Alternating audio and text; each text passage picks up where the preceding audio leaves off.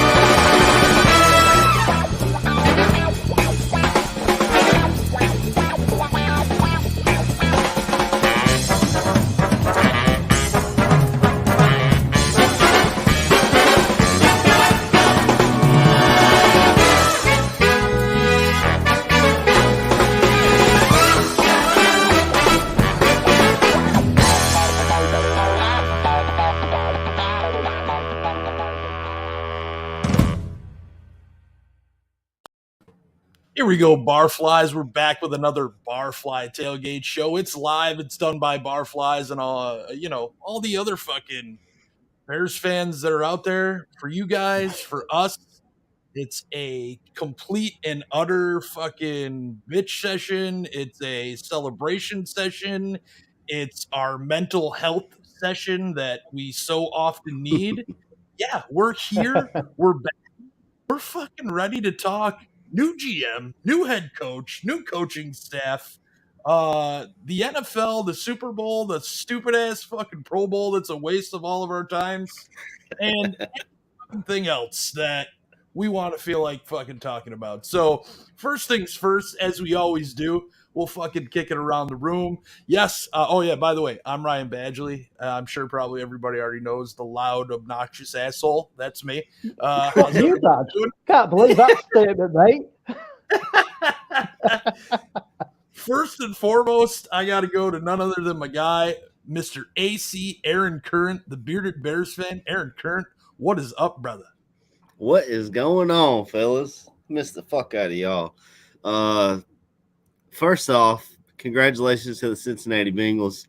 As some of y'all know, if you followed this show for a while, or even if you're brand new, I actually grew up a Bengals fan because they're an hour away from me. And they used to do training camp here in my hometown. So happy for that fan base. They've been through a lot of crap just like we have. I remember when I was a fan, a lot of the fans were always – I hear the same thing from Bears fans. They don't care about winning as long as they're putting butts in seats. Well, they've turned that franchise around, with some good draft picks. They still need to work on the O-line, but no team is perfect. But congrats to them. I want to tell a little story about last night, if y'all are cool with me going down this little lane. So we went out to dinner last night. I had a beer. Mallory had a couple of her kryptonite is rum and Diet Coke. I wish KB was here because Wow. he knows how she gets once she's been drinking a few. So she had a couple of drinks. Then we came home, and we were going to just stay home. And she's like, let's go somewhere to watch the Kentucky game. Kentucky played Alabama last night. So we drive to Lexington. Everywhere we go, because we didn't decide to go out until 20 minutes before tip-off. So everywhere we tried to go is on a 2-hour wait. We ended up coming back to town, just going to Applebee's. We went up there, had a few more drinks, watched the game. The game was over at 11 o'clock or something. And then Mallory's like, I'm not ready to go home yet. Now I had been up since 4:00 yesterday morning because I had to work. So I was like, well, whatever you want to do, babe. I'm good to drive, because I could tell she was not. So she calls her or texts her friend from work, and her friend's like, well, the only thing that's open right now if you want to drink is pretty much titty clubs. And so needless to say, we ended up at a strip club last night. And yeah, Mallory, we walked in, and with the wife as well. Yeah, with the wife. I don't How go by fucking myself. weird is that? Yeah. So the stripper was coming around, and she was like, you guys look terrified over here. And I was like, well, I haven't been to one since I was like 18. And we were like, this is her first time ever. It was Mallory's first time ever. She was like, oh, Really? so you haven't had your, yeah. She was like, you haven't had your cherry popped. And Mallory's like, what the hell does that mean? So they took her up to the stage. That stripper gave Mallory $1 to put in her shirt. And that other stripper like pulled it out with her teeth and put her titties in Mallory's face, and it was a really good time. Hey, see which one of them came home with you, brother? No.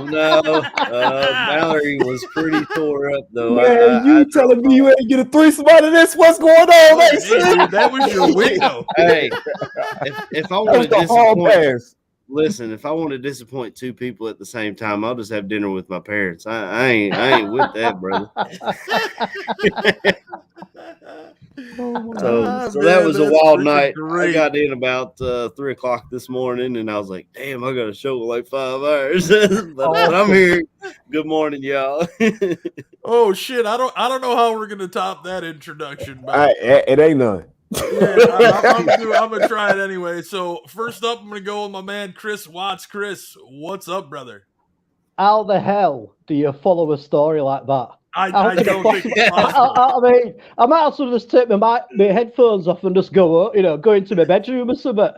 No, I'm great, guys. I'm telling you, I'm great. You know what I mean? My head's a little bit blown away from that little tale by AC, but no, I'm great. I've really missed chatting to you, and there's so much going on with the Bears with all the hires. So my night was quite boring. AC, I just sort of watched TV for a bit and had about 2 beers. So I might have to start. Taking a bit of your way doing a Saturday night these days. But yeah, I'm great, guys. It's good to be back.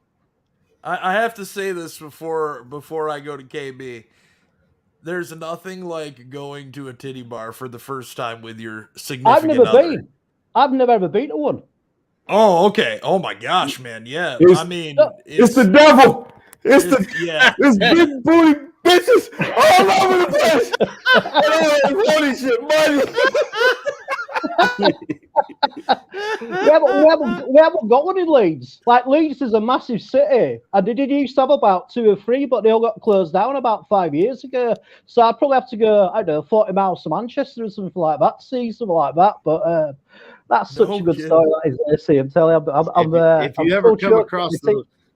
if you ever come across the pond for a ball game, if we can all get to one this year, we'll can see if we can get enough drinks in Mallory to get y'all to a strip club. I'll buy her a drink. Sober Mallory won't do it. Sober Mallory won't do it, but drunk Mallory. So we gotta get her good and wasted then. All right, last but not least, none other than the man, the myth, the legend, KB. What is up, my brother? Hey man, what's going on, fellas, man? It's a bright, sunny, cold day. Snow's out, and we got hammered a few days ago. You know what I'm saying? I got the cut, but you know what I'm saying? I'm not rocking the cut on the screen right now. Yeah, my boy Tony Brown say, I see the fresh cut. Yeah, bro, you see it. You see it. You see it. We told him I'd have to leave him up on the screen because nobody else would want to watch the show except for the chicks. Hey, man. So, you know what I'm saying? I had to go get my normal back on. So, hey, you know what I'm saying? We out here, man. It's been interesting, man. All this news going on about the NFL, man, about the Bears, man. See, we damn near got the team put together. It's coming together, man. It's coming together. So I'm a little bit excited, man. Yeah, I mean, what a better way to start is, looking at the Chicago Bears and the multitude of hires that they've made over the course of the last 2 weeks. I know, some of us have gone on other networks or on other shows on our network and been able to kind of talk about it. But we as collectively as a group, other than, doing a show, we haven't really even talked about it. So, first and foremost, let's start right at the top with GM Ryan Poles. You know, Chris, I'm going to come to you. Let me get your thoughts on the new GM, man. I'm quite excited about him. I really like his attitude, and I also like that he used to be an offensive lineman when he was in college. And I don't think he actually played for the Bears. I think he actually got cut. But I like that. That makes me think that he's going to start. He's building a team from the offensive line and the defensive line back. And I like his energy. So obviously it's really early days. It's only been a couple of weeks, but I find him quite a positive person. So let's just hope for the best that we're not going to have a repeat of the last sort of 3 or 4 years. Yeah, man, and AC dude, let's bring it over to you, man. Your thoughts on Ryan Poles and what do you think? What's the difference from him to Ryan Pace just in the short time that you've seen him? And answer that question after you give your thoughts on the hire first. Right. Well, my initial reaction was, I was a little worried because he'd never done the job before. We were promoting him, and I was like, man, he was with the one organization. But the deeper I dug into it, I was like, yeah, he was with the Chiefs the whole time, but he was under 3 different GMs. So he's learned a lot about how to build a team, what failures you don't want to, what route you don't want to go down, and which way you do want to go down. I mean, they've been in the AFC Championship and hosted at home for the last 4 years, so you got to learn a thing or two. Just like Chris said, I love that he was an offensive line, and he's already talked about, we like to build a football team starts up front. You start out running the ball well and then running play action off of that. And it seems like, I don't want to get ahead of myself, but it seems like Getsy has that same idea. If you remember that Packers offense, one of the best things about it was how good Aaron Rodgers was at running play action. I mean, there were times when the cameraman didn't know who had the damn ball. so yeah.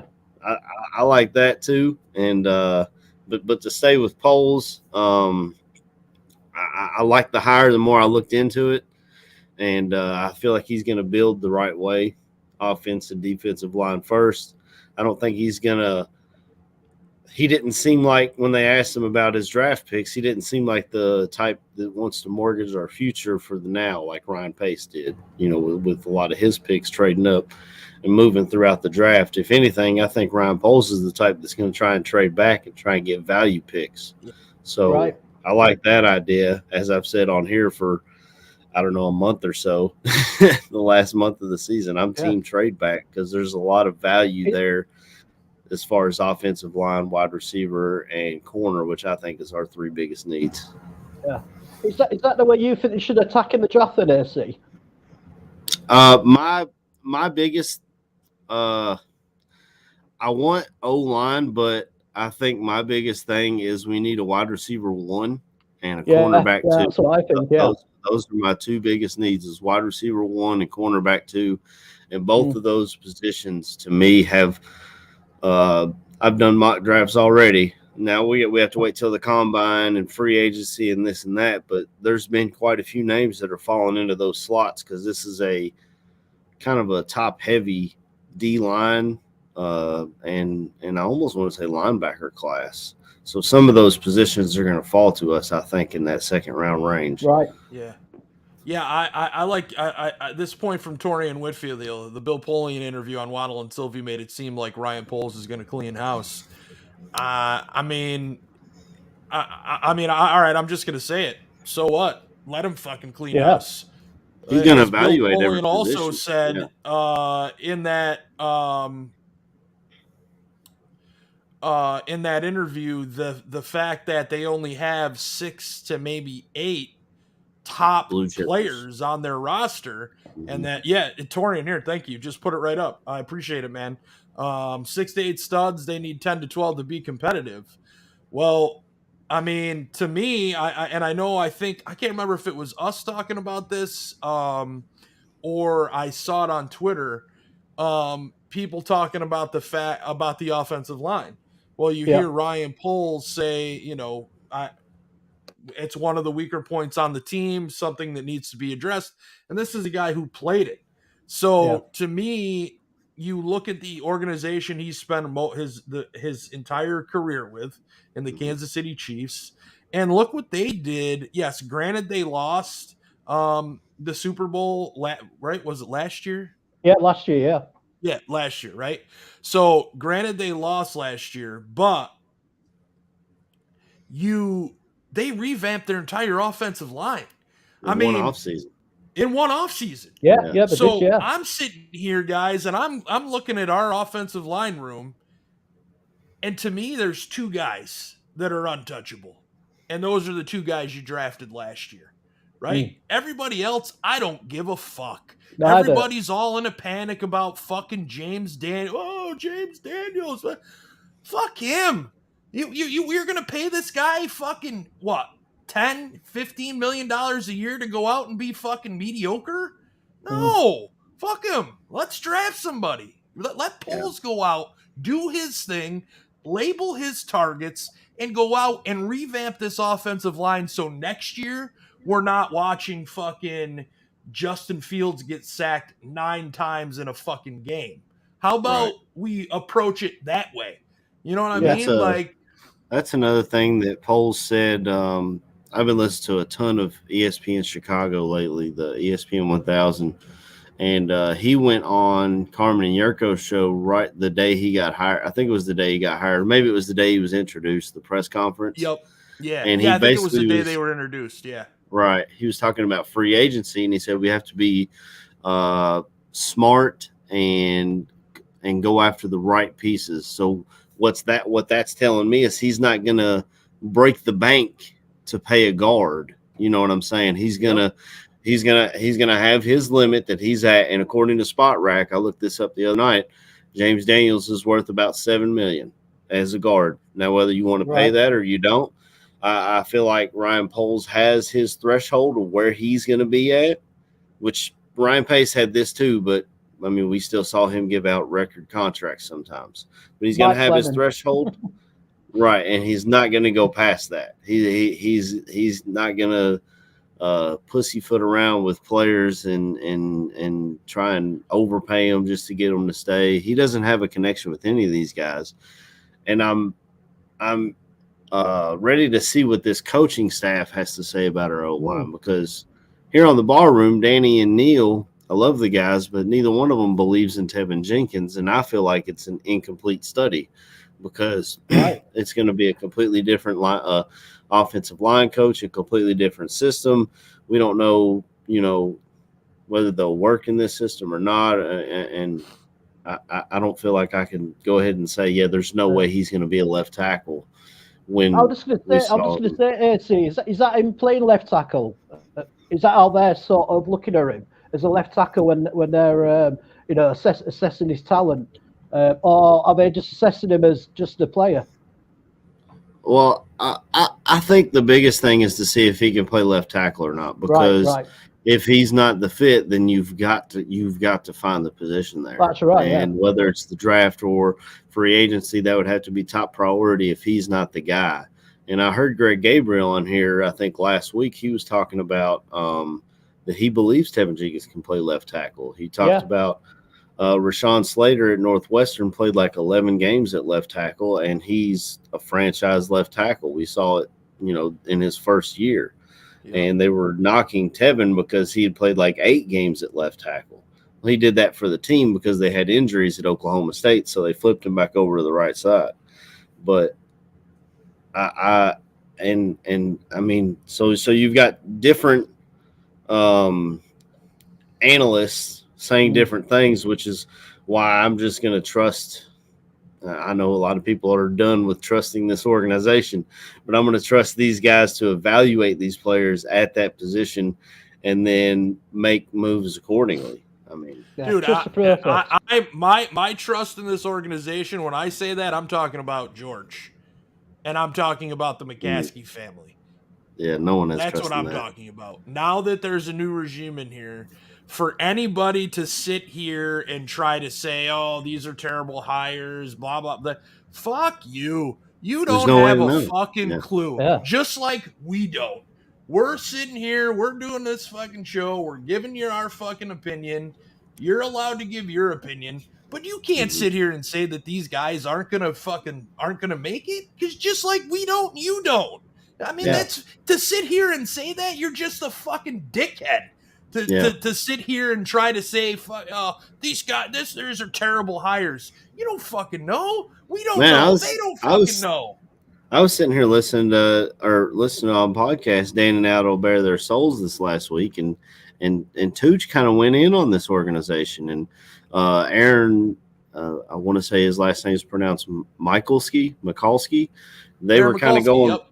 they were going back and forth, and Tooch's thing that he kept saying, well, he's 36 years old. He's a first-time GM, blah, blah, blah. And he continuously said he's 36 years old. Like, there's no way this guy knows what he's doing. And Aaron was like, dude, the Rams hired a 31-year-old head coach who's now in his second Super Bowl. And so age is really irrelevant if you have some experience. Someone has to get started somewhere. See, Don't just tear someone down because they've never done it before. Now, granted, I wanted a guy with experience. I wanted an Omar Khan or a Rick Smith, but I'm not going to tear this guy down as soon as he gets off the plane because of his age and his lack of experience. I mean, you got to get started somewhere. And I would have bucked back to Tooch and said, if that's the case, you have to understand this kid's maturity for him saying, you know what, I know I'm not going to be the one that's going to do all this by myself. Let me go get a running mate from Philly who's been around other organizations. Another offensive lineman. And is going to lean on him. He went and got a dude and made up a whole new position for him. Mm-hmm. We've never had an assistant GM.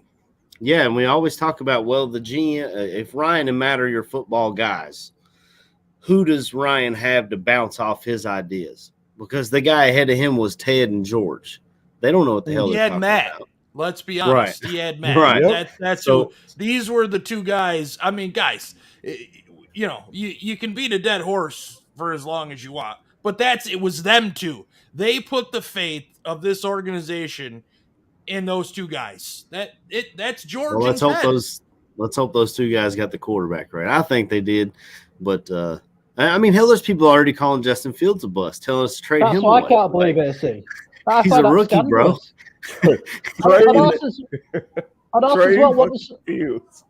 is some sort of story about the new coach and the new GM were a bit frosty with Justin Fields? Or is that something I've just sort of made up in my own mind? I'm sure I heard it somewhere when they did the initial press conference that they were being a bit. They sort of didn't mention him much. Something ridiculous like that. I could be completely wrong as usual. No, that's what it was. They were saying, they don't talk about him much. They don't ever mention Fields like he's a long-term player. Bro, they don't have to speak on him like that, bro. Yeah, they just got in the building, but they did say that they wanted to build an offense around him, which tells me that they want him here. Exactly. Yeah. Exactly. That's what I thought. And so I will say this, but so yes, they did say that they plan on building the offense around him, but why are these guys going to come out and show their hand? What's the point? Yeah, they don't need to let anybody in on anything. They don't need to let us in. They don't let anybody else in. They're gonna do what they're gonna do, and hopefully it's something that. I mean, biggest thing, guys. Winning fucking football games consistently, year over year. I don't give a shit who the coaches are. I don't care who the general manager is. I don't care who the fucking players are. I want to win football games year over year consistently. That to me is what this is about. You've watched Matt LaFleur go into fucking Green Bay, and for what, 3 years now, 4 years? Was he brought in the same year as Nagy? The What have year they after. done? Nothing but fucking win. Yeah, I don't give a fuck. They didn't make it to the Super Bowl. They fucking lose in the playoffs. Whoopty shit. I'd They're love to be in the winning playoffs every year. consistently. We Right. don't know what that's like. We have no idea. Every time we have a team that has a good season, the next year they fucking suck. Yeah. Winning consistently. Nothing else matters. Nothing. It doesn't matter who they bring in. The players on the names on the jersey, I don't give a shit anymore. I've spent fucking too much time talking about the fucking players in the jersey. It's about winning football games. I'm tired of it. I'm 42 years old. I've been a Bears fan for 36 years. I can count on one hand probably the number of winning seasons in that fucking time. We're the Jacksonville fucking Jaguars, except we've been around for 102 years. Oh, we can't say that, surely. We absolutely can. I mean, the only thing we haven't done is hire Urban Meyer. That's a so depressing badge. It's the truth. Yeah. But what about the culture? Yeah, so let's get into Coach Matt Eberflus. He's got he's got a similar mentality as Lovie Smith. The defense is very similar. It's got a lot of acronyms. KB, Man, he reminds me of Lovie. KB, jump in on Eberflus here, bro. Most definitely. What you've seen with Eberflus, man, is a guy who seems very fucking genuine. A guy who seems to know exactly what he wants and how he's envisioning running his team, which is huge to me because you can't say that about Matt Nagy, of course. We didn't know with Matt Nagy. Matt Nagy was the wonder boy coming from KC. He had his own offensive plan. He was gonna turn this offense to a top 5 offense. It was supposed to be a big thing. Eberflus knows, hey, I want to run my offense kind of like Shanahan's. I got my 4-3 defense, but I'm not going to call it. I'm going to let my coaches do their job, which was big to me. Let the people you hire do their work. If you got a DC, let him be the DC. If you got an OC, let him call the plays. And then you hear him say, I'm going to be the branch. I'm going to oversee all of this. I'm going to come into offensive meetings and say, hey, Justin, I've seen this before. Do you know how to attack it? Right. That's huge. That's what you're supposed to do as a head coach. You don't just sit in one meeting room and say, oh, well, I don't know what goes on the other side of the ball. You got to know because it's your team. At the end of the day, winning and losing comes back to you. Is your team trash? If they're trash, it's a reflection of you. So I'm big on Eberflus right now because I like his vision. And then you hear about some of the players from the Colts. Darius Leonard is not happy about Eberflus being gone. A reporter asked him, they said, so are you going to be happy that now the acronyms are out the building? He's not. He said, I'm not happy about that because I am the hits. That is what made me. Right. And to hear a player that is like that, the same mold that you have a Roquan Smith cut from, you have to be excited, man. You have to be. So right now, I'm all in on Eberflus because it's not just word dressing that I'm seeing like we saw with Nagy. It's not just saying, oh yeah, this is what we're gonna do. We have to find the whys. This man came into the presser with saying, I know what the whys are. We're gonna fix this shit. We're gonna explain it to the players, not just searching for them. Right, I'm not searching Everybody for the whys. had a fucking meltdown too when he said, "Fucking we got to figure out the whys." Except we already know the whys. So that first part, everybody went, "Oh fuck, here we go again." I'm not looking for the answers to the test, motherfucker. I got the answers to the test. That's what I heard. So, that's what I'm hoping. I mean, for, man. you're gonna hear a lot of coach speak from a coach. I mean, people were, and it really drove me nuts. This city, we can't have nice things. They tear apart everything. George McCaskey goes to the airport, picks up Ryan Poles. He's like, "Hey, I got your bag, bro. Come on, let's go." He drives him to Hallis Hall. They have a nice chat. Ripped apart on Twitter, on ESPN 1000, on everything. What's Ryan Poles say? Yeah, he picked me up. I kind of liked it. It gave me, it showed me he gave a fuck. You know what I'm saying? He didn't send Rodrigo to come pick me up. You know what I'm saying? He showed up. He got out of bed and came pick me up at the airport. And then Eberflus, you know, that was Ryan Poles' guy. Bill Polian and them, they wanted Dan Quinn, which is a guy I liked. I'm not gonna lie, that's who I wanted. And apparently George and Ted wanted Jim Caldwell. Two of them wanted Caldwell, two of them wanted Quinn. Poles said, "This is my guy." Yep. And it sounds a lot like Lovie Smith. Now, a lot of people, some people are going to have backtracked from that. Some people are going to love it. How many times have you heard a Bears fan say this? We should have never got rid of Lovie. Should have never got rid of him.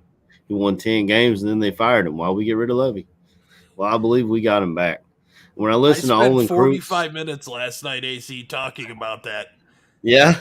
Yeah, I was out at a local watering hole. I was introduced to a Bears fan, guys that's been a Bear fan his whole life. I go, boy, doesn't it suck?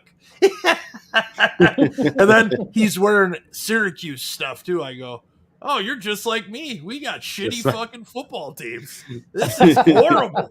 I go, man, I'm 42 years old. I feel like I'm 75 just from my sports teams alone. Right. And we talked about Lovie. We talked about that 10-6 season and how Phil Emery thought that was it for Lovie. Well, maybe it was. You know, who knows? We'll never know. And that's the great thing about this is we'll have no idea at this point. Right. We're starting anew. But you're going to see some similarities with Matt Eberflus too. As I mentioned before, he runs a similar Tampa 2 style of defense, but he's taken that defense and made it into something that can compete with today's NFL. You know, you think back to when Lovie was here and, you know, having that big linebacker in the middle that can go sideline to sideline and cover a tight end like Brian Urlacher could. Well, it's a little bit different now. You know, now it's not the middle linebacker. Now it's the weak side linebacker. And it's now Roquan probably is going to be listed on our depth chart differently because he's going to be Matt Eberflus's version of Devontae Leonard, right? Is that Darius Leonard? I don't know why the fuck I'm saying Devontae. Oh, maybe because I think the Bears should pay Devontae Adams $30 million and make him that's exactly what it is. Go ahead and pay that man $30 million. Hey, he has talked glowingly about Getsy. Have y'all seen that part of the that was on Hogan Johns? They talked to Adams, I think it was either before or after the Ravens game about Getsy. And they were talking to him about one of the Ravens staffers. I guess he was with him in college, and Adams was like, I got to give a quick shout out to my man Getsy. You know, when if you guys remember, and I've told you this, Badge, because when you shit on Mooney about his drops, Devontae was a drop machine his first 2 years. Getsy became his wide receivers coach. Now, some of this has to do with talent, but on top of that, you got to have good coaching. When they both marry together, it's a beautiful combination. Now, if Devontae still got a little piece of his heart that likes Getsy, I mean, I ain't going to turn him down to come to Chicago and be our number one. I mean, I don't want to pay him $30 million, but hey man, that's one thing. I've always been a Devontae Adams fan. It sucks that he's been with the Packers, but the one thing I will never sit here and shit on is talent, man. Talent speaks for itself. Yeah. As much shit as we talk about Aaron Rodgers, he's a talented player. I live in Indiana. I'm not a Peyton Manning fan like that. I never have been, but like I said, you can never deny the talent. He's a great player. Devontae Adams is a hell of a player. I'm pretty sure if that man came to Chicago, it'd be people probably kissing in the streets. Like the man, that is a talented individual, man. His route running is amazing. The man never drops a pass. And like I said, if he attributes that success to Getsy, you have to be excited for what we could possibly see for Darnell Mooney, man. And the Packers are $45 million over the cap right now. Yeah. Here's my question, though, guys. Here's my question, because to me, you sat here these last 4 years, right? there was a position coach that didn't change, and that was Mike Fury. And look at what the wide receiver room was. There was zero improvement in the wide receiver room year over year. Zero. And yet this guy stayed here for 4 years. I'm not saying he's a bad guy. I'm saying he's not a good coach. So, yes, Darnell Mooney isn't a number one wide receiver right now, but there is the possibility that he could be. I don't think he is right now, but I definitely think the potential is there. I think, to me, when I look at him into that spot, though. Yeah, I mean, he's not big. He's not a big guy. He's a small. So I the wide receiver 1 label, wide receiver 2 label. I fuck all that shit. To me, this guy's a starter. This guy's a starter. Doesn't matter who's 1, who's 2. The first 3 are starters. It matters what they can do. Mooney clearly can get separation. Mooney can clearly catch the football very well. He had a major problem with drops this past year. And from a guy that owns his own jugs machine, that's the thing I think that stood out to me more than anything with him was this guy owns his own jugs machine, and he's dropping footballs. Like, if this were my job, that's all I would every day. I'd get up, boom, boom, boom, just catching footballs. And I'm sure he probably does. But inconsistency from the quarterback position. One quarterback puts the ball here, another one puts the ball here. The third one, I mean, we saw 3 fucking quarterbacks again this season. So I think a lot of that plays into that too. So hopefully now we'll have some consistency. I think scheme had a lot to do with it. Nagy's scheme was terrible. I had we had we have game nights. We try to do it like once a month, where we have our friends come over. We play board games. So, well, anyway, drunk Mallory invited somebody over, and he brought a friend with him who happened to be a Packers fan. So I'm talking with the guy, and of course he's telling me Aaron Rodgers owns me, blah blah blah, all this and that. And I completely forgot where I was going with this story. You did hit him. No, I didn't hit him. I'm a little more. I'm not a fighter. I've told my wife that I'm a lover, not a fighter. So if you ever get in any trouble, I just run away. Call AC. I completely forgot where I was going with that story. I felt like it tied in with what Badge was saying. That's what the problem is, AC. You still got titties on the brain. Goddamn titty bars, bro. I've always got titties on the brain, man. Everywhere you look, titties everywhere. Titties like, shit, are we talking football? What? Titties and G-strings everywhere.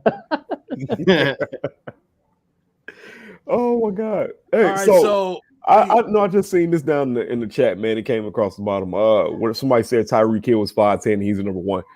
We're not saying that Darnell Mooney's not a number 1 receiver. All right, we're saying right now we're not. I'm not okay because that is kind of confusing. We're not saying he can't be a number 1 receiver. Okay, that's what we're saying. Yeah, that's not what I'm saying. What we're saying is it takes time. Mm-hmm. There have been numerous right now. There are numerous like fucking examples of it. Tyreek Hill, of course, is number 1 since you brought it up. My boy, that's with the Cardinals now. Damn, I had his name in my head. I just lost it. Hopkins. Hopkins was not a number 1 when he came in. I don't know if people forget this or not, but when he came in, his homeboy that was still in Houston, the really big, it's not Bolden, Andre Johnson. Andre Johnson, yep. Andre Johnson was with D-Hop. And people were saying they didn't have a number 2. So it takes time to build. You know what I'm saying? It takes time to get your feet under you. Not everybody comes in the league and is Justin Jefferson and Jamar Chase from day 1. Yeah. You know what I'm saying? Sometimes it takes building blocks. It takes those little Lego pieces. You know what I'm saying? Or if you want to get more philosophical, my boy Will Smith said first, you have to start with a base, and you want to build it brick by brick. We haven't had the teachers in the organization or on this team to say you can start laying that foundation. So and you got to have a bunch of different pieces. I mean, exactly. all of our wide receiver. I don't know if we have a wide receiver that's over 6 feet tall, Not other right than now. Allen Robinson, who's obviously going to be gone. I mean, And so right now, that's I am falling in love with the idea of possibly getting Allen Lazard. Don't at 6, he's like what 6'5". The Is he that big? He's fucking huge because he was a tight end at Iowa State. I Uh, remember that specifically. And then when I seen him with Green Bay, I said, "Damn, when the hell did he move to wide receiver?" But that's Aaron Rodgers couldn't big-ass see him. Did y'all fast see kid. the screenshot from that Packers game? Yes, Aaron that Devontae Adams We pass. talked about our quarterbacks locking in on Allen Robinson, specifically Mitch Trubisky. They would have torn Mitch apart with that. And then Rodgers does the same thing because he locks in on his guy. He's going to force it to his guy regardless of what's going on. But I'm glad the Packers are at home with us. But we can't deny they've got success every year, man. They're in the playoffs year in and year out. And it doesn't matter. I mean, Pookie, I feel like they're going to fall next year, though. Pick 38, Pookie, right? Is that right, guys? 39. 39. 39. So it's the 6th or 7th pick of the second round. But as AC mentioned earlier, I totally think they'll trade back possibly, at that point and whatnot. So I know we're getting a lot of questions in the chat player wise. So before we get into the offensive coaches, defensive coaches, let's look at some of these guys that are impending free agents here and kind of turn the page to them just for a few minutes here. I mean, to me, guys, Allen Robinson, unfortunately, I don't see him staying here. Last season, I think for him, you had people ask him in a press conference if he thought his role was changed, told he's running the most hitch routes. And then it comes out at the end of the season that he hadn't talked to Nagy since the season prior. And when he, hadn't heard from him since the end of the season, then the season starts and his role in the offense wasn't as of high importance as it was before. Why is that?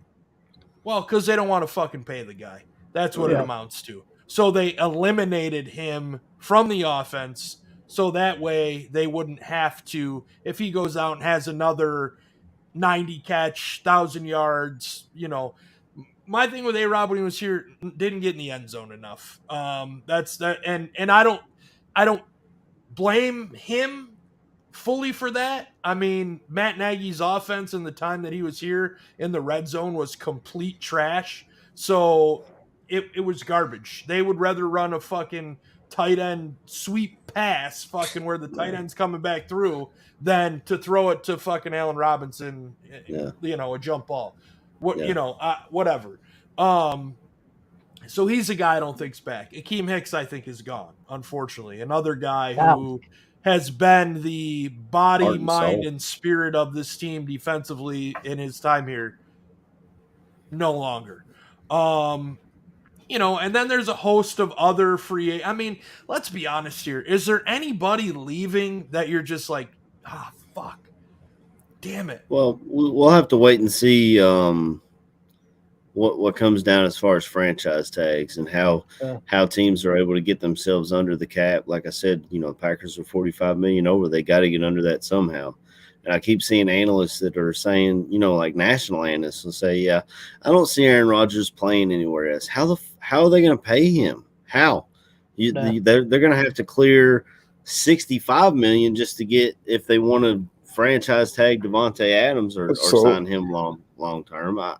I don't see how they can do it. And as far as A-Rob, can I touch on it before you cut in? Go ahead, bro. Yeah, go ahead, bro. As far as A-Rob, I mean, I love the guy. I got his signed ball back here. I love the guy. He came on here. He's in front of the ballroom. But yeah, they tried to phase him out because they didn't want to pay him. They haven't talked to the guy. They had him running the most curl routes. Our offensive scheme was god awful. And I thought, shout out to Don Burr, Detroit was a good fit for Allen Robinson because, number one, he could get revenge on the Bears. Number two, he could. I mean, that's his hometown. He's a Detroit guy. If you look at his Instagram and stuff, he's got Detroit stuff all over it. Number three, they've got the money to pay him. But I've heard rumors that Matt Nagy's going up there. You think he wants to go play in that system again? First of all, let me first speak on how fucking crazy it is that we all went from talking shit about Don Bird and Don Bird actually being one of our biggest fucking fans. Like, we're shouting my man out. Like, hey man, shout out to Don Bird, bro. Hey, that's my Detroit boy. But what I wanted to talk about, man, because y'all know one of my close friends is he's a Packers fan. And from the conversation me and him had, because we got the friendly jabs, and it's more of him throwing haymakers at us because we're Bears fans. He says that there's a way that they've been talking about of getting this money to work out to keep Devontae Adams and Aaron Rodgers. From what he was saying, it's pretty much them kicking the bucket down the line again. And I also listen to Tom Grassi every once in a while, and Tom Grassi, you know what I'm saying, on the opposite end of this, says there's no way in hell that they can run it back with this team in this current format, and it's gonna be a major shift on what this team looks like. So if they try to push this down, because I seen somebody say they can restructure Rodgers' deal, you could restructure that deal, but that doesn't save what's going to happen to that defense. No. That's not going to save what's going to happen to some of those pieces on the offense that are not named Devontae Adams and Aaron Rodgers. They're negative $44 million over the cap. We just seen my man, the Saints head coach, Sean Payton. We just see my man say, "Fuck it, I'm done. Yeah, I'm out. I'm not even going to deal with this shit. We're X amount over the cap. I don't got a quarterback. I'm good. I'll go ahead and step away." Like, we have to start to understand. Just because Aaron Rodgers is coming back does not mean that that's going to be the same team next year. They're not going to be as deep. They're not going to be as explosive. They're going to lose a lot of people. And they're already talking about both their defensive ends being out the doors, Zadarius and Preston Smith. Right, you're not going to be able to pay Zadarius anymore. And if Preston is out the door, you're not. You know what I'm saying? That's huge. That is huge. That's not the same team. That's not a championship team like it is. If they have Aaron Rodgers, of course, they'll always be talked about. But if Aaron Rodgers steps away, like we've all said before, a great quarterback covers up all the warts. Everybody is seeing once that man does not play, that is not the same. That Devontae Adams is not the same receiver. You know what I'm saying? If he's not the same receiver, you look at this situation though, right, KB? Right? Like, Chris, I'll come to you on this, right? So you look at the situation in Green Bay. You see Tom Brady now walking away in Tampa. Right? So now if you're Aaron Rodgers, who is there in the NFC that there is to get through that could hinder your – I mean, obviously the 49ers, because the Packers can't beat the 49ers, so I guess the 49ers own the Packers and Aaron Rodgers. Is that how that works? Right? I like the sound of it anyway. So you know – is Aaron Rodgers, is he stupid to go to get traded to the Broncos in the AFC where he'll face Patrick Mahomes? Yeah, I forgot about Russell Wilson in Seattle. Forgive me. Your thoughts, Chris? I actually think that Aaron Rodgers, I reckon he might play for one more year. I think he's going to retire soon. I really do, because what more can you do? And then what more? And also, like KB said about the money as well. How can Green Bay structure their money so they can still pay what he wants? And if they put the money sort of a few years back down the line, well, he might retire end of next season. Right. So I can't really see him going to another team. I see him retiring as a Green Bay Packer, but I see him retiring sooner than a lot of people think. Because he's 38 now, he seems to. I just don't see him ever getting back to another Super Bowl. So I think he might call it quits earlier than a lot of people might think. And it's funny to hear you say that, because like the Tom Brady thing, right? Like, not to, I mean, he's been talked about at nauseum, but Yeah. last Saturday, right, when the announcement first came out that they wasn't really true. So here in like New York State, like the Tom Brady announcement came out and the fucking power went out. Like it went out. There was like, I don't Brady even know. broke the internet. Yeah, The end of 30,000 people without fucking power. So that's why I had put it out. Hey, fucking Tom Brady retires and Central New York loses power. It was the fucking craziest timing ever. All those Jets fans finally. Right? Yeah. That Bills one. Wait, there's still Jets fans? No, I'm kidding. Bills I'm fans kidding. too. Yeah. I'll get in trouble.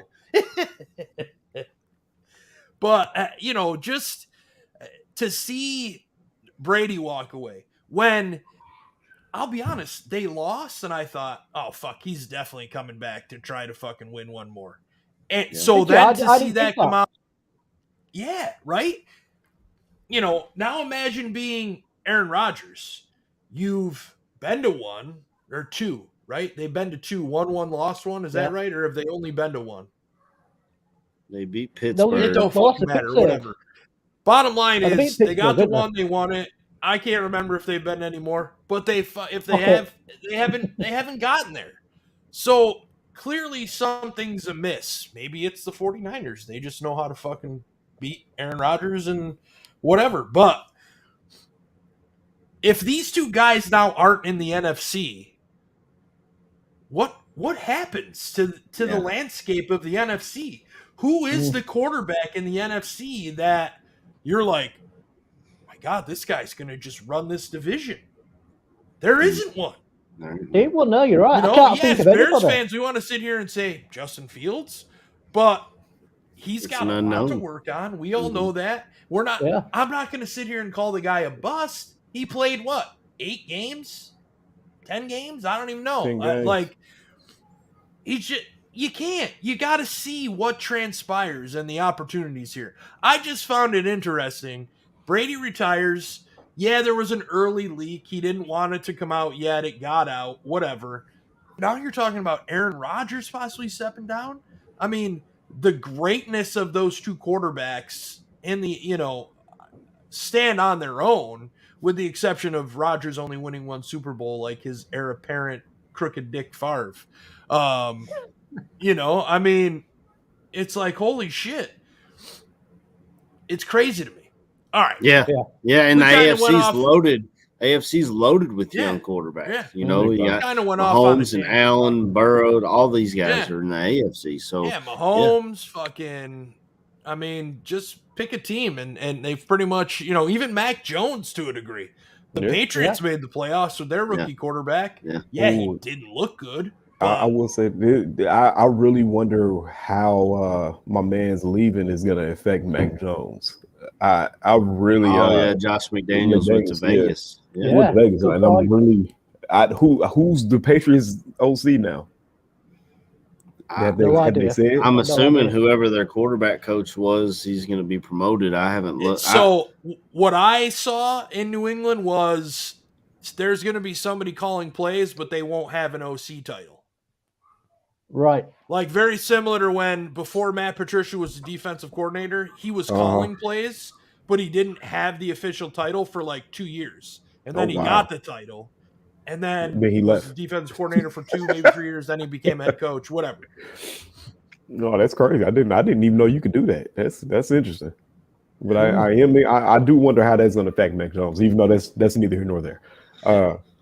The one quarterback I think we can all point to, which was also a subject of the dumbest fucking trade idea from Bleacher Report I've ever seen in my fucking life, is Russell Wilson. I don't believe he'd be a danger in Seattle anymore, because I just don't think Seattle's that good of a team. He might not be in Seattle anymore. I was going to say, but that brings me to the point of he might not be in Seattle. And if I was him, I would be really trying to get my agent to point me towards Tampa Bay. They have all that talent, and they're quarterback away from competing. You just lost Sean Payton in the South. That division would be arguably the Tampa Bay Buccaneers to lose. I think history repeats itself down there, and Jimmy Garoppolo goes down there to take the place of Tom Brady. And I think That's the a Giants. I think the New York Giants. They've got 2 first-round picks, top 5 or top 7. Mm-hmm. I think the Giants try to move heaven and earth to get Russell Wilson out there in New York and team him with Dayball. That's another thing, KB. I know you might probably want to talk on this about the Flores hiring with Brian and Belichick. Old man Belichick don't have nothing in his contacts telling him which one's white Brian and which one's black Brian. He don't know what the fuck he's doing. I see the meme where it said Belichick after the text messages, he switched it to white Brian to put a picture of Brian Dayball. I fucking lost it, bro.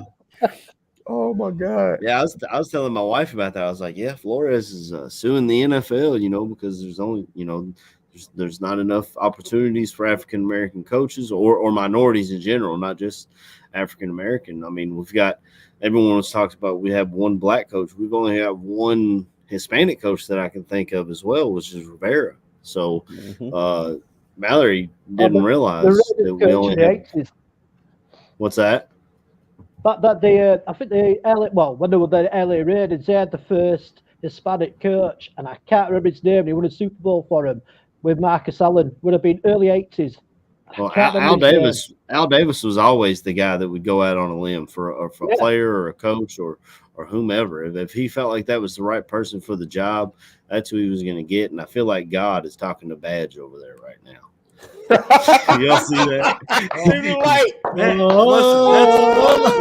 One bad thing. Either the sun is shining on me today, or today's my day to go. Yeah, the sun is shining to go, Badge. We're not going to go with the other one. Oh shit! Yeah, I'm hoping for the first one. Yeah, all right, so bye, mate. KB, man, AC led you into it. Let's talk about the Brian Flores situation. When it first came out, it seemed like Flores had a really good case, and then as the week has gone on, it seems like he kind of still has one, but it seems like it's lost some of its. If it's only the text messages that he has, what does he have? I was gonna say, if that's all you got, then it's not a good look. I do see that Hugh Jackson came out in his defense and said that he got the same kind of deal in Cleveland. I mean, at a far lesser price tag apparently, but you get him, and then a player came out. People can say what they feel about Dez Bryant all they want. Dez Bryant was a talent while he was in the league. Yeah, where he said he noticed that people were calling, plays seemed like they were being called differently, and it got to the point where he had to talk out about it. Like I said, I spoke about this ad nauseum and on Aldo's new podcast that he's got. I want to keep it short to this because, like I said, it clearly rubs people the wrong way, and I'm glad it does because, like I said, it's things that do need to be talked about. And yeah. I've said it on the podcast. It's not only a black and white thing. It's about people. It's about having equality with everyone. Like I said, one of the biggest things that you can do to belittle a man is tell them that they're set up for something and then waste their time because you already have who you want. The so-called quarter. Nobody ever wants to be told, hey, I have a chance when you don't have a chance. Right. That wastes your time, that wastes my time. So that means I think that's the most fucked up part about that is that's what it is. The Giants had already told Bill Belichick that they were hiring Brian Daboll. Bill Belichick goes to he thinks is Brian Daboll, former coach for him, as well as Brian Flores was, and sends that text message. Right. Fucking Flores hadn't even had his interview yet. He was interviewing the next day or whatever. That right there to me is the fucked up part of it. So exactly. Yeah. You've got your guy, but you haven't interviewed the guy to follow this fucking Rooney rule. Mm-hmm. To me, the fact that there's a rule in place is fucking the problem in the first fucking thing. I don't like the Rooney rule. I said that, and I as soon as I said people will probably look at me differently. And at this point, I don't care. Them acknowledging the Rooney Rule means they acknowledge that they have a problem. It's higher than just, hey, it's the GM's not doing this. No, it's a systematic problem that is in the NFL. You guys knew that you have a problem. It's the same thing. One of the most controversial fucking interviews for black folks apparently was Morgan Freeman coming out and saying, I can care less about Black History Month. And I'm saying this in Black History Month, which makes it even worse. Right. I can care less that there's a Black History Month because my heritage should not just be celebrated and highlighted for one fucking month, which I identify with. I'm sorry, we have it. Okay. It's all good and dandy, but my history doesn't stop being highlighted after February. Mm-hmm. And to me, it's not just, like I said, I'm never going to make this about a black and white thing. I'm not. It is the human condition. If you're a Jew, if you're of Jewish descent, you have the Whoopi Goldberg comments that just came out just recently. Yeah, what she said was very controversial. It is the human condition. It's all sides. Yep. I'm a part.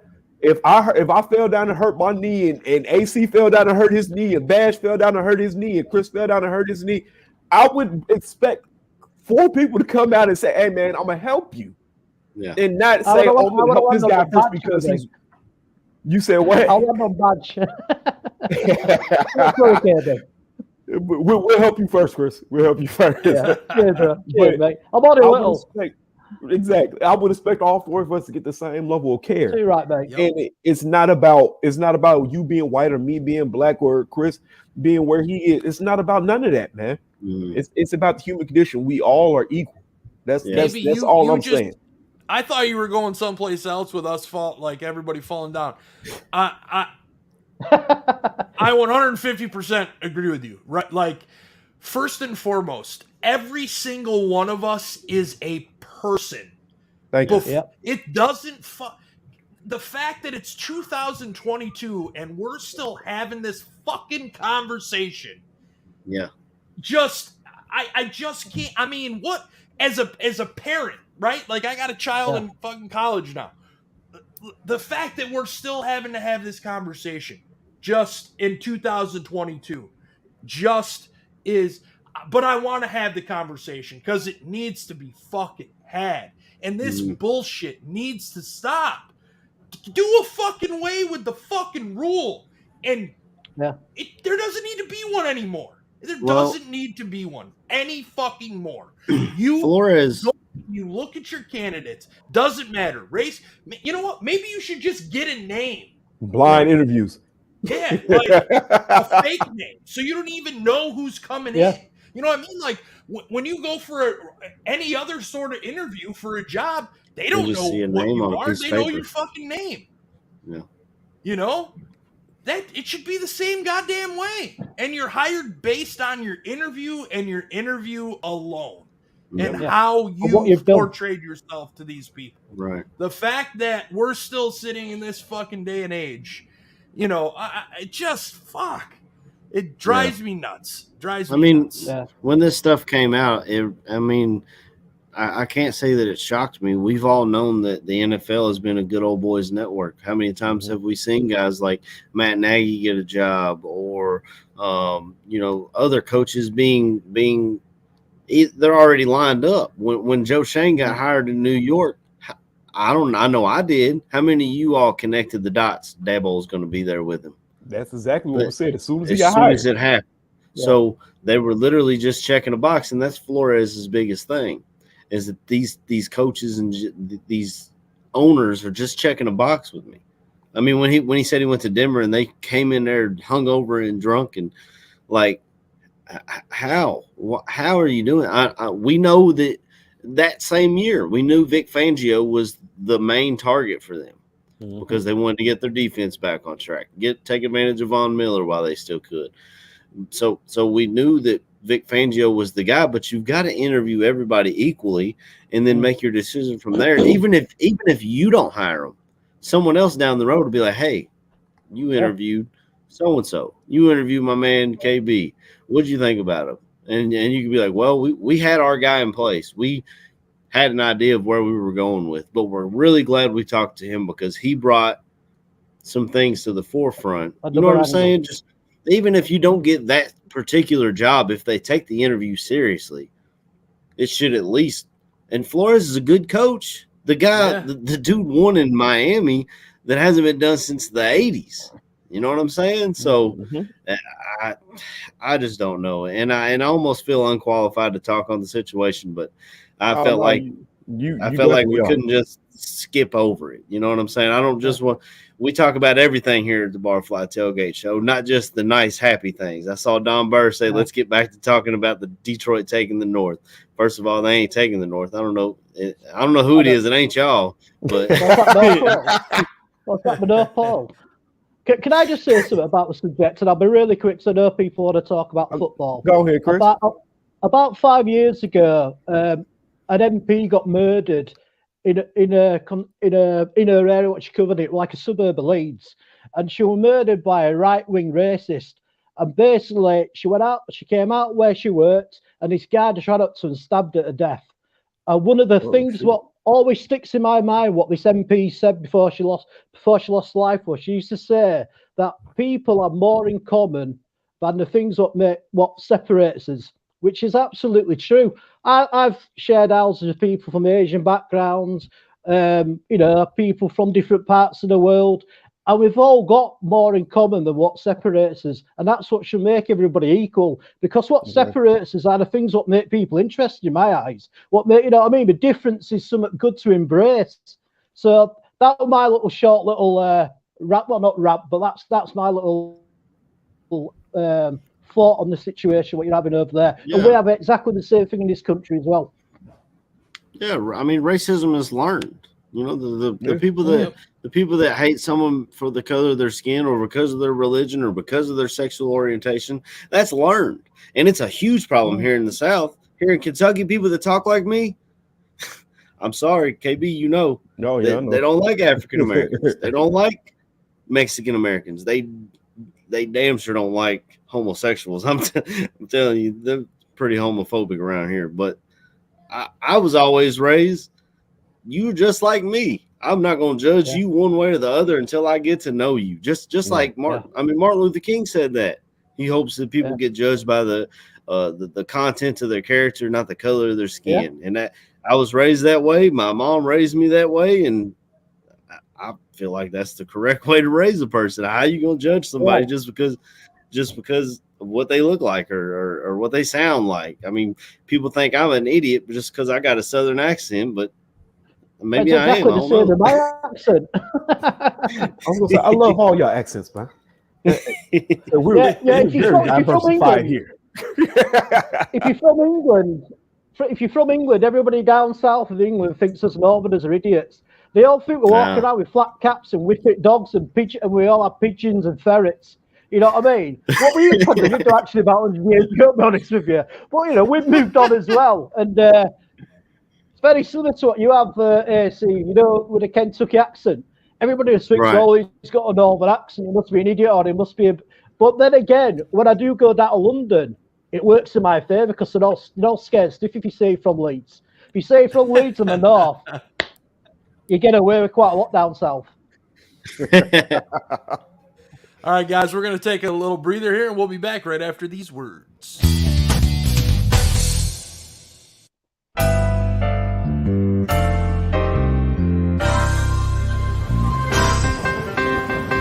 Look, I don't mean any disrespect. He just didn't play that well, not for a guy of his caliber. If they don't run the ball here, I'm going to vomit. I swear to God.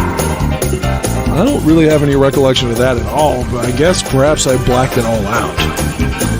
They won, but I'm going to be miserable all week because they stunk.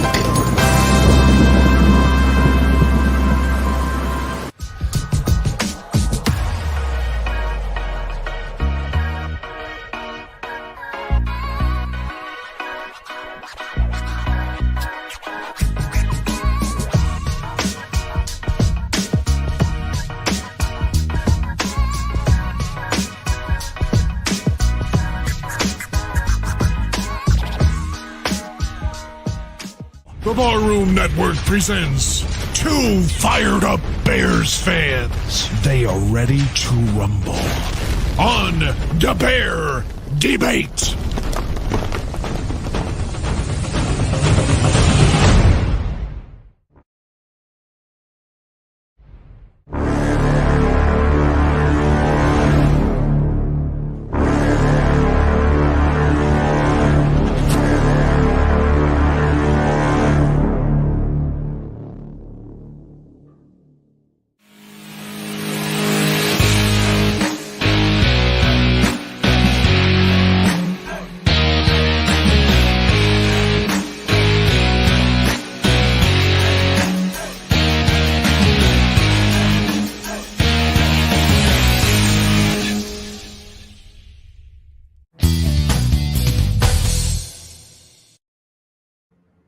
All right, guys. So we're back. We said we'd get into the coaches, the rest of the coaches here, and then AC's got some Senior Bowl stuff, maybe some Shrine Game stuff as well, and then we'll give our Super Bowl predictions, and that's how we'll wrap it up. So quickly, I'm just going to name some of the new hires. We have Luke Getsy at offensive coordinator. Then you have Chris Morgan as the new offensive line coach, and then you look at let's see, Alan Williams is defensive backs and safeties DC. He's the defensive coordinator, right? And then Dave Borgonzi will be the linebackers coach. Yep. We still don't have a special teams coach. Rumor has it they've talked to Rich Bisaccia. What has come of that? Don't know. What remains to be seen? Teron just said in the chat that Richard Hightower as special teams coordinator per Tom Taylor. Oh yeah, I see it right here. Okay. So it's a little bit of breaking news. So they're hiring Richard Hightower. All right. So I guess we've got a special teams coach. So it's not Rich Bisaccia. Boy, there's going to be a lot of upset Bears Twitter fans because Jesus Christ, my timeline the other day was all about this fucking Bisaccia guy. So apparently, Green Bay offered him hella money, so I guess they took him from us. Well, the reason they lost was because of their fucking special teams. So clearly it was an area of need. You look at these coordinators, guys, or defensive assistants, offensive assistants, whatever. Out of the guys that we just discussed, who's the guy that you're looking to come in right away and make an immediate impact? KB, let me start with you. Hey, I got the easy one. Hey, it's definitely the obvious one. I would have to say Getsy. I'm really interested in how much of the of the Packers offense he did have to contribute to. They'll say it's very telling when you got guys like Aaron Rodgers coming out saying they wish he didn't leave, and they're running back Jones and Adams. The list apparently goes on. So I'm excited to see what the offense really is gonna be with Fields at quarterback. To me, his development is key. So I know that the roster is more than just Justin Fields, but Justin Fields is who we're hitching our wagon to because we want to be perennial contenders. So I'm interested to see what Getsy gets done. So all right, Chris, I'm coming to you next. Well, KB just completely stole my thunder. Yes! That's what I was going to say. I was actually, at this time, I did actually have something in my mind, not like the other week I had a complete brain freeze. But yeah, KB stole my thunder. I'm really interested to see what he brings, really. He didn't actually he wasn't actually the play caller, was he, when he was in Green Bay? That was down to the head coach, I understand. Yeah. So, but obviously he's going to be high up in that system. So he would have won out. Yeah, he's one I'm looking forward to see how he really. Because one of the things about Nagy was he never seemed to play to any of the player strengths we had on offense. So it'd be interesting to see if he's a coach that does that. And I think as well on the defensive side of the ball, that'd be interesting to see with a change of formation if they're going to try and play a bit more to our players' strengths. But yeah, KB said it all for me, really. Damn you. And yeah, the OC guys, the most interesting guy. I'm looking forward to seeing what he can do. All right, AC, it's up to you, man. Yeah, I'm down here picking up scraps. What the hell? Hey, I'm gonna speak on Luke Getsy, but I guess I'll talk about another coordinator as well. Luke Getsy, yes, he did not play call last year in Green Bay, but I do believe if you look further back in his history, he was with Green Bay under Mike McCarthy as well, and then he went to Mississippi State. He did call plays there. I'm not sure if he was there with Dak Prescott or not. I'd have to look into that. I think he was, bro. From what I've seen. So he called plays down there.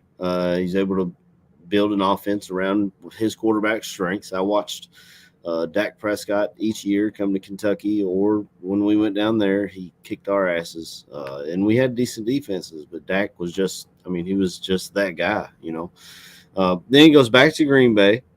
He helps mold that offense. They talk glowingly of him. And it'll be interesting to see what parts of each of those offenses he pulls in together to build his complete offense. But I really like the idea of running the ball, play action off of it, stacking plays, something we never saw Nagy do. We all called for it, and it never happened. I'd like to speak on a coordinator that is not currently on our staff that I would love to have. His name is John Embry. He was the tight ends coach / assistant head coach in San Francisco. He was the guy that I was looking at when all this started as possibly bringing over as our offensive coordinator, just because I love that system over there. And there's no way you can say a 5th round tight end who's become a perennial Pro Bowler under this guy's tutelage, and he's assistant head coach, so he knows. I would feel like he would know the offense. I don't see the issue with bringing him in here, and we need a tight ends coach. Maybe give him just a straight up assistant head coach title or something. I don't know what you'd have to do to get him in the door, but apparently he was asked to take a pay cut or something out there, and he was like, fuck y'all, why would I take a pay cut? So they showed him the door. You can come on to Chicago, brother.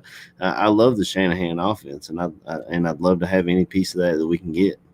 Yeah, and I kind of feel like that's the way, this offense is going to look, is very similar to that style. Obviously, I'll say it too, Luke Getsy, I'm very intrigued by, but I'm excited to see this defense, which kind of bothers me because that's all the Bears are known for is defense, And I said this last night as I was at the local watering hole is I want to see this organization led by its offense. But I also want the corresponding defense to be, if they're a little less than the offense, but we're winning, fine. Don't care. But it's hard to focus on the defense when the entire franchise, that's what the franchise is known for, is the defense. So, Luke Getsy to me, very high on my list of coordinator. I thought if we could land him, I thought, we would see a pretty good offense. And so far, I really don't have anything bad to say about any of the hires to this point. Excuse me. I agree with the AC. I would like to see the dude from San Francisco here as well. I think he could work wonders with Cole Kmet. And, there's a lot of hate on poor Cole Kmet. And, yes, he's not flashy.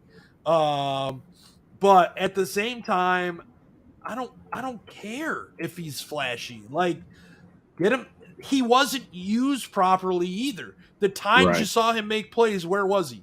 Down the field. In a flat or sometimes down the field. But I saw a lot down of the field falling on his ass. 3rd and 8, hit him in the flats and make him break 3 tackles to get a first down like that. If you guys watch the Rams offense this Sunday, I don't know if he'll be back or not. Higbee reminds me of what Kmet could be. And that was actually Kmet's NFL comparison when he was coming out in the draft was Higbee. So if Higbee is healthy and able to play, I know he got hurt in that last game, this type of offense can use Kmet in that situation. And he's not he's not Odell Beckham the way Right. they're using him, or Right. Cooper Kupp, but he's a weapon, and he breaks tackles, gets down the field. He can go up and get the ball. All of these things that we want to see out of Kmet. All right, so let's turn to the Senior Bowl. I'll be honest. I was there in 2019 or 2020. I freaking loved it. I had a great time. I did not pay any attention to the Senior Bowl, anything leading up to it. When the season ended, I tried to walk away from football for a while, and then we decided to do a show today, and I figured, okay, I'll come back. We and talk dragged you about back, it. I'll Badge. We probably dragged you disappear back. now I'll disappear for a while again. Just when I'm getting away, they pull me back. Get back.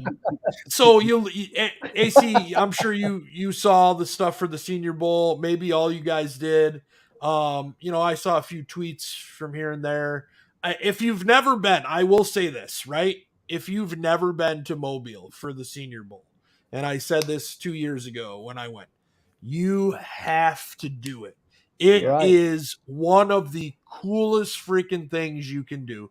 Get your credentials, go down as a media member. You're literally standing on the field for practices. You're bumping shoulders with GMs and head coaches and guys in the league that, you're normally not going to probably bump into and be standing next to. I got to have a freaking conversation 2 years ago with Mike Mayock, for crying out loud. Wow. This is somebody that I've watched on NFL Network, and then he was the Raiders GM at the time when he was there. And our shoulders are freaking, he was much taller than me, so my shoulder was probably at his elbow, but I mean, we're standing right next to each other watching drills in the end zone or whatever. Receivers versus DBs, quarterback trying to throw the ball. And, listening to him talk, man, was one of the fucking coolest things ever. Yeah. So, if you're not a media member, I mean, just start a podcast and then you can, get credentials and you can go on the field. We were on the field, we got to sit in the press box for the game. And I mean, you see the two staffs for the two teams they're coaching. They're in there, they've got their stuff. The game's being broadcast on NFL Network. So you're around Daniel Jeremiah and, all those guys for NFL Network that are there. Tom Pelissero. I mean, when I went down onto the field for after the game, there was a couple minutes left when I was down there. I'm watching Tom Pelissero right in front of me do a live report standing on the field. Cool. He's literally, from, maybe 5 feet away from me. Wow. And then the interaction on the field. I mean, you're talking to players, you're talking to some members of the coaching staff, whatever. I got to bump into my old high school buddy, Matt Patricia, which pretty freaking cool. I mean, I'm a kid from fucking Sherrill, New York, that is the smallest city in New York State. And a guy that I went to high school with coached in the NFL, and him and I got to talk to each other in Mobile, Alabama on the field. And it was caught on NFL Network. Wow. That's pretty fucking cool. That in itself is just a reason to go and experience it because it is so awesome. Players are super friendly. Yeah. Badge, but is there any good titty bars? That's what we really want to know, isn't it? Actually, I don't know. Did not go while we were there. Drank a lot of booze though. I'll tell you that. Holy shit! Awesome. Yeah, there was a couple nights Eldo and I were up pretty fucking late boozing it. It was a great time. We had a blast. Danny Sherman was with us. Danny departed before the game, but Eldo and I had a great time. It would be if you're gonna do it, reach out to one of us. Let us know because I mean. I would definitely go again, but all right. Enough of my diatribe. AC, you're our expert here when it comes to. I don't know if I call myself an expert. I would love to make that trip sometime. I was telling my wife actually yesterday when I turned it on. I was like, man, I'd love to go down there one time, and I'd love to go up to Indianapolis to the combine just one time, get some press credentials, like you said, Badge, get on the field and talk to these players. And everyone knows I'm a huge Kentucky fan. I followed the cliff notes of the Shrine Bowl. I believe it was on Thursday, and I had to work Friday morning, so there was no way I was able to watch that. I'm trying to remember the kid's name. The left tackle from Illinois, Vidarian Lowe. that's a late round left tackle that we might be able to look out for. That's according to the Draft Network, he's a developmental left tackle, so he could be a guy that you have behind Tevin, a young guy that can learn and all that stuff. But I watched the Senior Bowl for my Kentucky guys. Let's be honest. So we had my guy Luke Fortner at center. He is he played guard here at Kentucky for years, and then we had Drake Jackson go on to the NFL. So they moved Fortner over to center from guard. So he has experience at both positions. We run a lot of shotgun pass, and now that we have Liam Cohen here at Kentucky, he came from the LA Rams. We run a pro-style system here at Kentucky, so these offensive linemen and these offensive players are getting experience in an NFL offense before they go to the next level, which is amazing. So Fortner played center. He played really well. No issues with snaps. He seemed like he hit all his blocks. But Darian Kennard is the big name. He was the right tackle here at Kentucky for 4 years. He's an All-American. He's possibly first-round pick. I've heard Bengals are interested for obvious reasons. Their O-line is not good, and he can play guard or tackle. I felt like he held his own. He had a couple of penalties, but it's kind of difficult because, as you know, Badge, with the Senior Bowl, there's a lot of substitutions in and out. You'll have one group in O-line in one drive, then another group in the next drive, and then they'll have a 2-minute drill group that goes in and out. So it's kind of difficult to see them string together plays and go with the ebbs and flows of the game. But I felt like he held his own out there and played pretty well. Another guy I had my eyes on that's not a Kentucky guy, I was looking at O-line, D-line for the most part, because those guys, regardless of what level of football, regardless of if it's a bowl game or a charity event or whatever, these guys are going to hit each other. There's no way around it. Whereas you might have wide receivers who take plays off, running backs who don't go all out to try and break a tackle and hurt themselves. The O-line and D-line are going to hit each other. But there's a left tackle from Central Michigan, and I think they talked about him on the broadcast quite a bit. Rayman, he's an Austrian. Brennan, whatever his name is, I know you're talking about. Yeah, so he was an Austrian that transferred to Michigan, I believe, right, KB? And then I think. Yeah, so he was big enough to play tight end and quick enough. They had him put on weight. They put him at left tackle. So he's got the athleticism of a tight end and the size of a left tackle. So it's kind of a developmental thing maybe, because he's only played football for, maybe 5 years. You know what I'm saying? Right. So that's a guy you can get in and maybe maybe you can stash him on the practice squad and he can learn some things. I don't know, but he looked really good out there. He had the arm length and his punch looked really good. As obviously the athleticism looked well. He had a couple of penalties, but I mean, to be expected though when you've only played fucking 5 years of football, right? And you've been down there a week learning this system down there. So the quarterbacks looked okay, but we're not looking at quarterbacks, so I wasn't watching too much of it. Kenny Pickett looked the part. Oh, that running back that he was playing with, what was his name from Baylor? Abram Smith, I want to say, played at Baylor, and he played really well. He was out there playing really hard, and I think Minnesota AC 6'8", 360. Are you talking about Daniel Falele? He looked okay. Oh yeah, Falele. The Minnesota offensive tackle. He looked pretty good. He had a good punch. He was able to set the edge quite a bit. I was looking forward to going into the week watching a guy that they had go one-on-one with Darian Kennard in practice quite a bit, and they both got the better of each other. Jeremy Johnson from Florida State. I don't remember him really sticking out too much, but I mean, like I said, it's 1 week. You're learning this new system, and you're trying to get reps, and it's just a difficult situation sometimes. But obviously I was looking at my Kentucky guys, and then there was some other offensive tackles I was watching because I feel like it's a big need. And possibly these Senior Bowl guys might be there in the later rounds that we can. So if we do grab one in the 5th round, 6th round, or something, I'd be like, oh yeah, I remember seeing him playing, you know, and doing okay, because I'm down here in SEC country. I see the SEC, and then if there's a big game in the Big Ten, like Ohio State, Michigan, I'll watch that or something like that. So a lot of those guys that were on that national team, I had heard of them, you know, via mock drafts and stuff, but I hadn't really watched them play. And so that was my experience with the Senior Bowl, just watching from the couch, you know. Chris, you wanted to add something? Yeah, I keep seeing footage of a really good offensive lineman from Boston College. See, Zion Summit. And he was Zion fat. Johnson. Zion Johnson, was. he's played all along the offensive line, tackle, Beast. guard, and center. He is a beast. He, you know, he's got pretty good quickness. He can, you know, set the edge for you. If we do run this San Francisco offense, you'll see a lot of guards pulling, setting the edges. So we'll need guards like that. The only thing is, I don't see him getting out of the first round.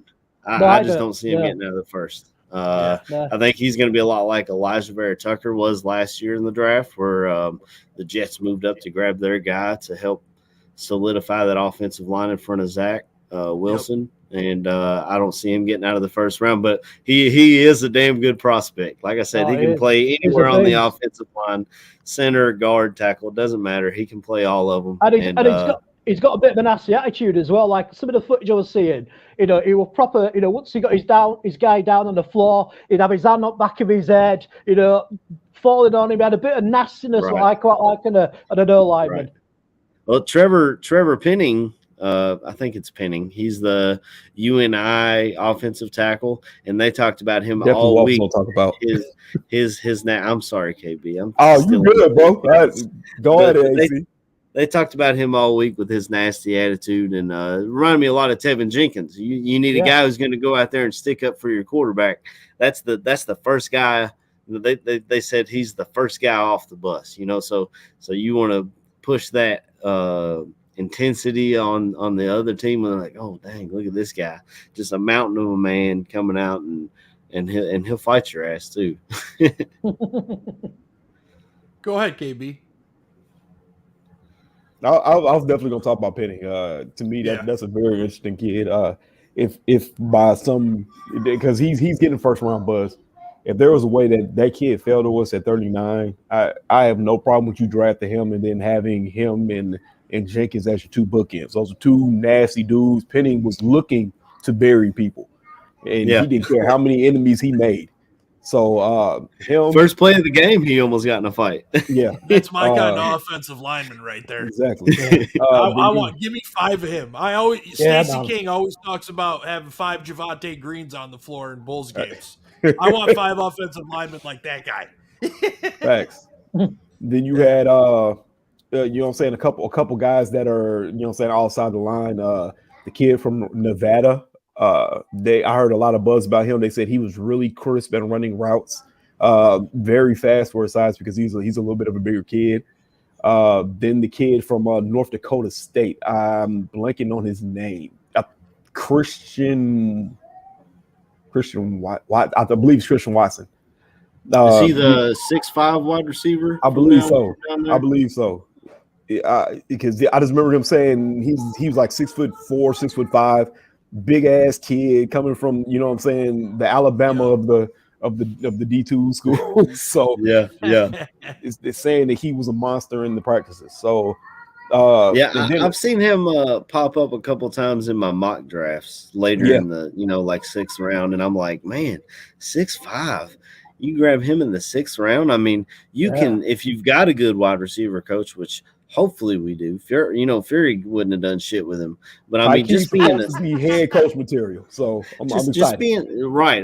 That's what when it first came out. You guys know, I texted the group. I was like, I don't know about a Giants wide receiver coach. And then they started talking. They were like, yeah, this dude's, I mean, he's pretty good. Odell Beckham loves him, who's a free agent, by the way. I mean, I don't know if he'd work here. He works out there because they're winning. But I mean, I don't want anybody like that in our fucking locker room, man. I'm sorry. Yeah, that's true. Guys that are for themselves, I want fucking no part of. Yeah, he's good as long as you're winning. But if you start Yeah, as losing long as ball you're games, winning, he's not a he's got an problem. issue. But if he's not getting the ball, if he's not, then you're going to run into instances like that. This much I can tell you. So our view of the Senior Bowl is clouded. If you want, not that, well, I mean, I'm not an expert. You guys might be experts, but if you want expert opinions, Danny Shimon, Neil Stopchinski, Eldo Gandia, Yes, sir. I believe Draft they're on going to tap. have a show today, kind of recapping the entire Senior Bowl, and then I believe Thursday, which is the normal draft on tap day, they're also going to be talking Senior Bowl, but I think Danny and Neil are going to actually get into breaking down players on Thursday and particular targets for the Bears. So this is the season. I mean, if you're a football fan, Super Bowl's ending this, coming week. And after that, it's all combine, draft, and Danny and Neil are the two guys to get you repped, ready, prepared, and ready for us For the draft second season. night of the draft, because Yeah. pretty much as usual we don't have a first round pick, but it was for a good reason. Finally, we got our fucking Get us quarterback. So I can't remember if they're doing a show today or not. I thought maybe they were. If they're not, then tune in on Thursday, 9 Eastern, 8 Central, I think, for Draft on Tap. Danny Shimon, Neil Stopchinski, Eldo Gandia. I love Draft on Tap. I love do. those I've guys too, learned man. I I get so fired up much. talking about these prospects. Yeah. I've learned so much from Danny. I mean, the year I did Draft on Tap, I learned so much fucking shit that I thought I knew, only to find out that I didn't know as much as I thought I did. So it was really awesome. And these guys, I mean, Danny and Neil and Eldo, these three guys cover. I mean, they're perfect. They are perfect for this. Danny and Neil live for this shit, and Eldo isn't far behind them at all. So definitely tune into those guys. We're to the point in our show where we're going to start doing, some Super Bowl predictions, shout outs, this, that, and the other thing. And that's how we're going to wrap up. I'm going to see my daughter today, so I'm super excited. Nice. I'm going to be heading down there for a little while, so I'm going to give her a shout out. I'm going to shout out my wife because she has to put up with me 24/7, 365. She's made it. This will be our 22nd year, so God bless her. I'm sure I know I'm not easy.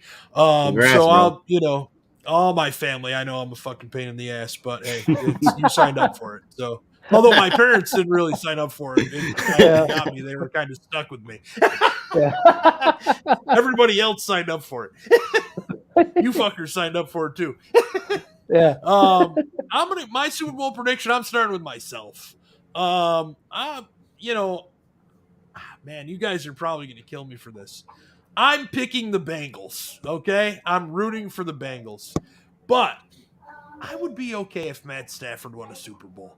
I would be okay with it. I mean, the guy spent, and sorry, Don Burr, but Detroit was a cesspool when Matt Stafford was there. He went through, this, that, and the other thing while he was there. 0-16 season. So I would be okay if he won the Super Bowl. But to be honest, I'm taking the Cincinnati Bengals. Even though their O-line isn't that good, I'm taking the Bengals. And I think it's going to be a 24-17 game is my final. Shout out to you guys. Shout out to the chat. I mean, this was just a pop-up. I kind of think if we feel like we've got something to talk about, we're going to do a show. Yeah. If we don't, you won't see us. So, you may see us next week. You may not. 2 weeks from now, you may not. A month from now, you may not. It just depends on what it is. But once the draft gets closer, you'll definitely start to hear a little bit more of us. And then you won't hear from us for a while, after that. Because then we're taking a much needed break. So, Chris Watts, let me come to you, man. Shout outs, Super Bowl prediction, anything else you want to add, bro? Shout out is to you guys letting us back on the network. Completely enjoyed our show today, man. It's just been a blast speaking to you guys again. and talking Chicago Bears football. So that's my shout out. For the Super Bowl, my heart wants the Bengals to win because us British, we always love the underdog. And when I can always remember the Bengals and 49ers game, the Super Bowl in the late 80s. I think that was my third Super Bowl I'd ever watched. So I always have that sort of back in my mind, but I think the Rams will win it. And I'm the same with you, Badge. I'd like to see Matthew Stafford win the Super Bowl, you know what I mean? Because the amount of shit that guy's had to go through over the years, just let him have his moment, you know what I mean? So, yes, that's my prediction is that the Rams will win. And it's been great being back on the show and seeing everybody in the chat, and also seeing KB's little one there. Yeah, look at this down here. Hey, mama. Let me bring your full screen. The newest member. So, hey, up, shit. There it is. That's why I had to go get her.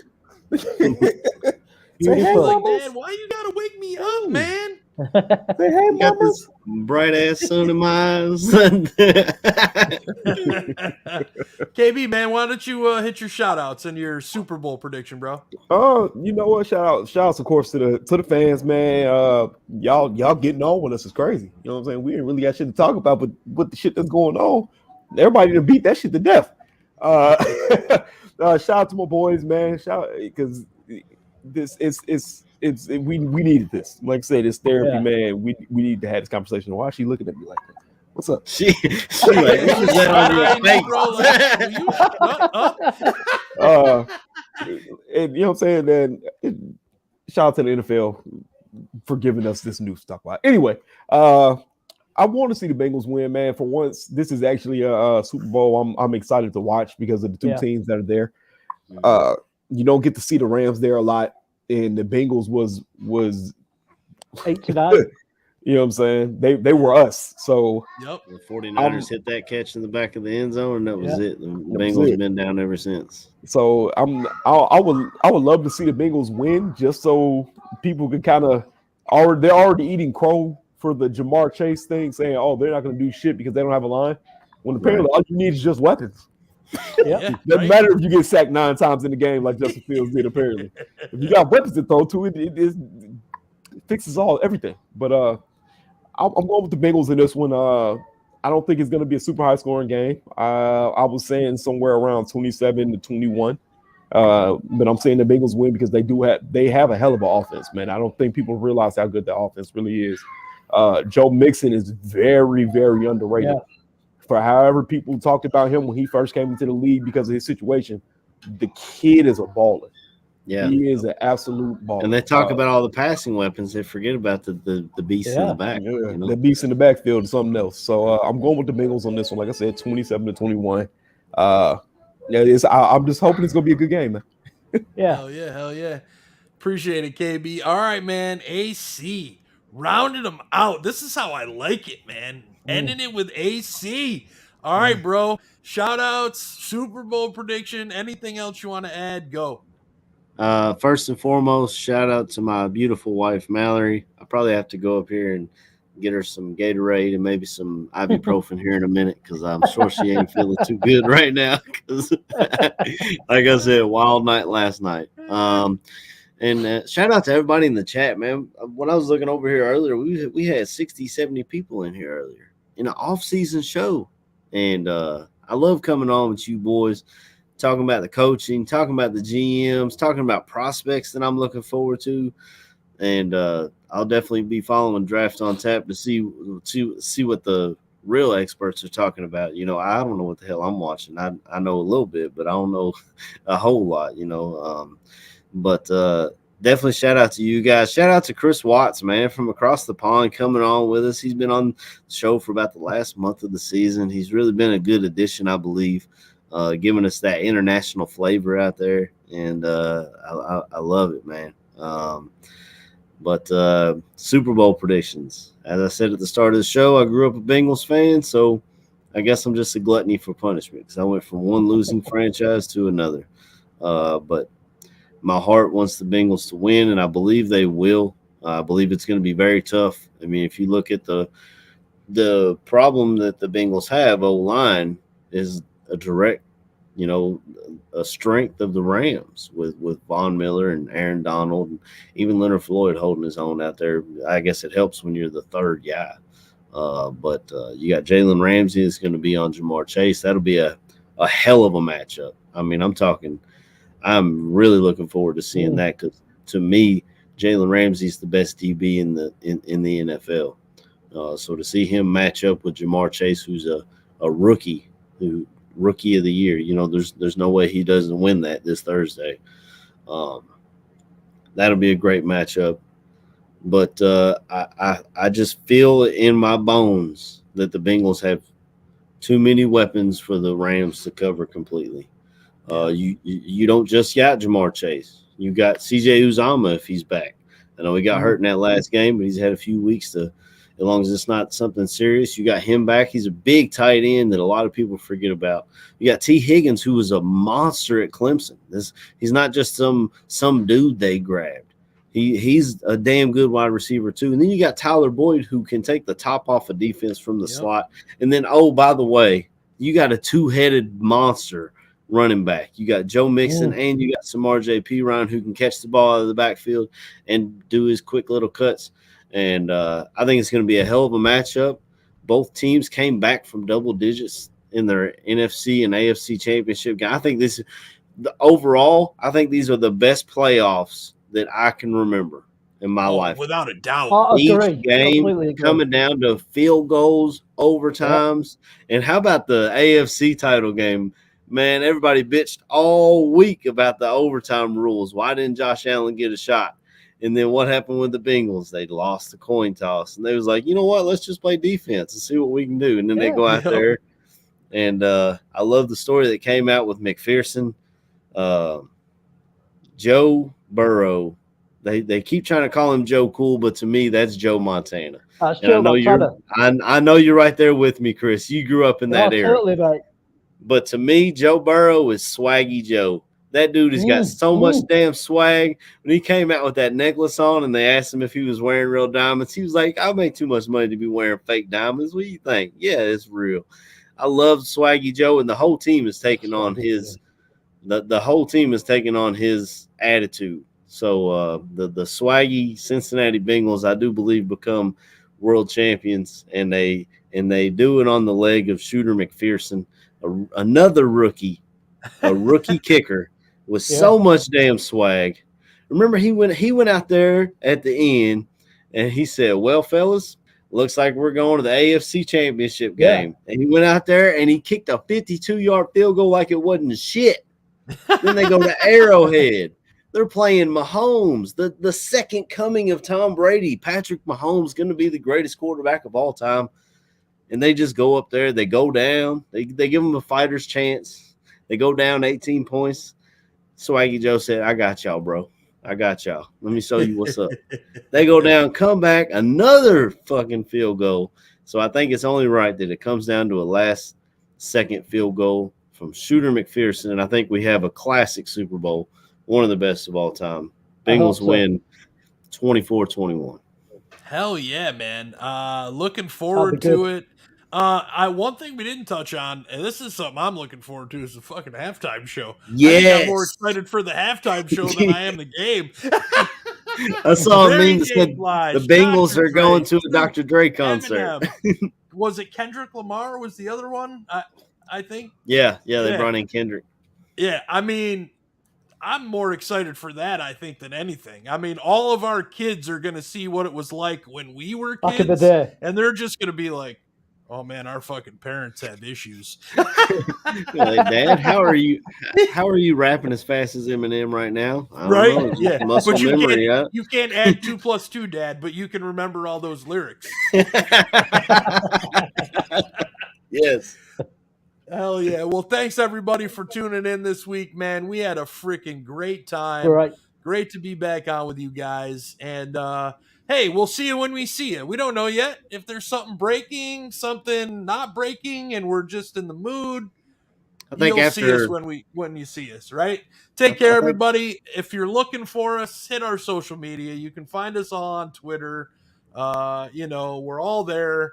Barfly Tailgate on Twitter, Barroom Network on Twitter, Barroom Network on Facebook, our Barfly Tailgate on Instagram, which I don't really check all that much. So if you're trying to reach us there, sorry about that.